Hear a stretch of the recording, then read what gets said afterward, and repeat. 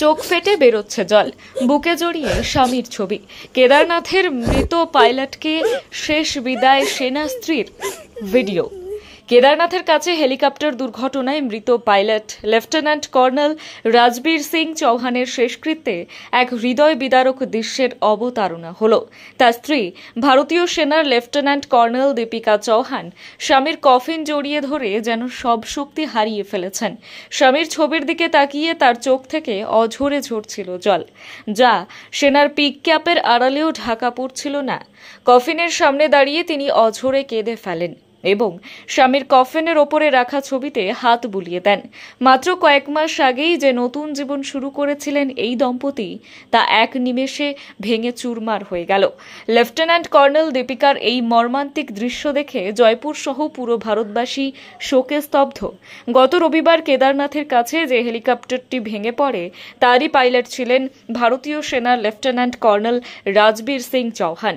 সেদিন ভোরে কেদারনাথ থেকে ফেরার সময় গৌরীকুণ্ডের জঙ্গলে একটি বেসরকারি সংস্থার হেলিকপ্টার ভেঙে পড়ে এবং তাতে আগুন ধরে যায়। দুর্ভাগ্যজনকভাবে হেলিকপ্টারে থাকা 7 জন আরোহীরই মৃত্যু হয়।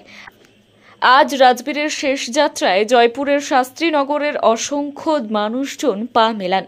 লিঙ্কডিন প্রোফাইল অনুযায়ী রাজবীর 2009 সালে ভারতীয় সেনায় যোগ দিয়েছিলেন এবং 15 বছর অত্যন্ত দক্ষতার সঙ্গে কাজ করার পর গত বছর অবসর নেন। তার 2000 ঘন্টার বেশি বিমান ওড়ানোর অভিজ্ঞতা ছিল। তিনি সেনার আর্টিলারি রেজিমেন্টের পাশাপাশি আকাশপথের অপারেশনেও যুক্ত ছিলেন। হেলিকপ্টার অভিযান, আকাশপথের সুরক্ষা এবং বিমান রক্ষণাবেক্ষণের মতো বিষয়ে তিনি ছিলেন অত্যন্ত দক্ষ। সেনা থেকে অবসর নেওয়ার পর গত বছর অক্টোবর মাসে লেফটেন্যান্ট কর্নেল রাজবীর অসামরিক বিমান পরিবহনে যোগ দেন এবং অভিশপ্ত হেলিকপ্টার সংস্থাটির সঙ্গেই যুক্ত ছিলেন। এরকমই মাত্র 4 মাস আগেই তিনি যমজ সন্তানের বাবা হয়েছিলেন।